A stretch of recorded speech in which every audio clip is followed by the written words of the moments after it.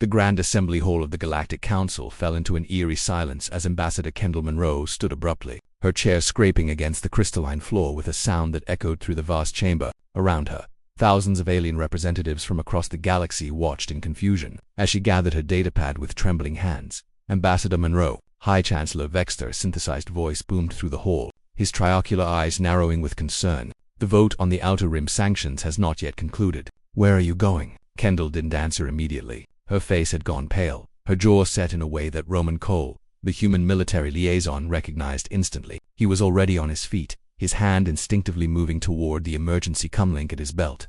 We're leaving, Kendall said, her voice steady but carrying an undertone that made several nearby delegates shift uncomfortably. Now, the assembly erupted into confused murmurs. The Varelian ambassador, a slug-like creature of considerable diplomatic standing, raised several appendages in protest. This is highly irregular. The humans cannot simply abandon check your long-range sensors, Roman interrupted, his military training evident in the sharp efficiency of his movements as he began ushering the small human delegation toward the exit. Check them now, and you'll understand why we're not asking for permission.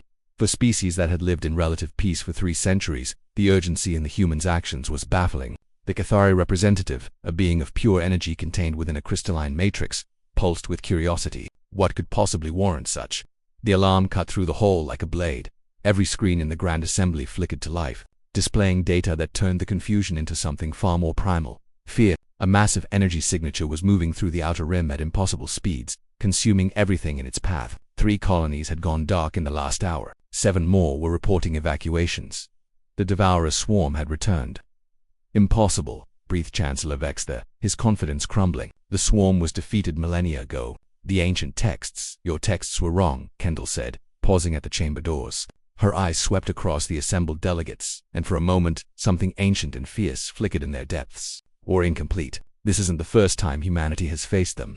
Roman was already on his comlink, his voice a rapid-fire stream of military jargon. All human vessels, immediate recall, authorization, broken arrow. Yes, you heard correctly. Begin evacuation protocols for all allied colonies within the projected path. We have approximately 14 hours. The assembly watched in growing horror as the human delegation moved with practiced precision, their earlier diplomatic politeness replaced by something that reminded the galaxy why their species had been so carefully integrated into galactic society over the past 2 centuries. There had always been whispers, carefully worded warnings in the human entry files about their history, their capacity for coordinated violence when threatened. Now, those whispers took on new meaning.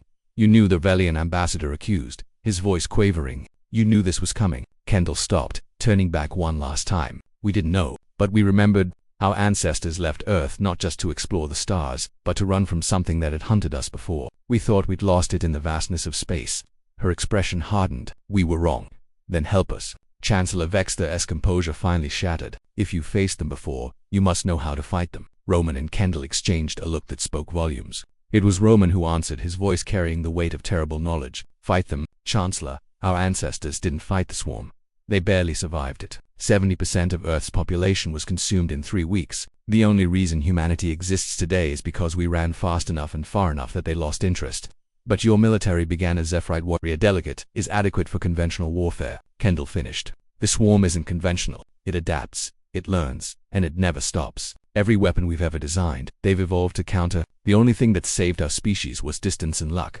The Grand Assembly Hall, which had witnessed diplomatic victories and historical treaties, now became a theater of dawning horror. On the screens, the swarm's advance continued, an inexorable tide of darkness consuming star systems. So what do we do? The question came from a young Tyrellian delegate, barely into her first cycle of service.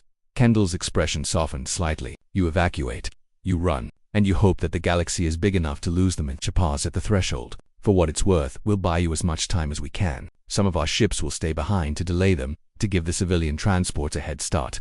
A suicide mission, Vexter whispered. A human tradition, Roman replied with a grim smile. We're quite good at them. As the human delegation disappeared through the doors, the Grand Assembly finally understood the truth that humanity had carried silently for generations. They hadn't joined the galactic community out of ambition or curiosity alone. They had joined because there was safety in numbers, because when the darkness came hunting, it was better to face it together than alone. But now the darkness had found them again. Within minutes, human vessels across the galaxy began moving in coordinated patterns that spoke of long-dormant contingency plans. Ships that had been traders and explorers suddenly revealed hidden armaments. Colonies that seemed peaceful activated. defensive protocols that had been waiting in silence for centuries. The galaxy watched in terror as humanity bolted from the assembly, not in cowardice, but in the desperate efficiency of a species that had learned long ago that sometimes survival meant running faster than the thing chasing you. And behind them, eating light itself, the swarm came on.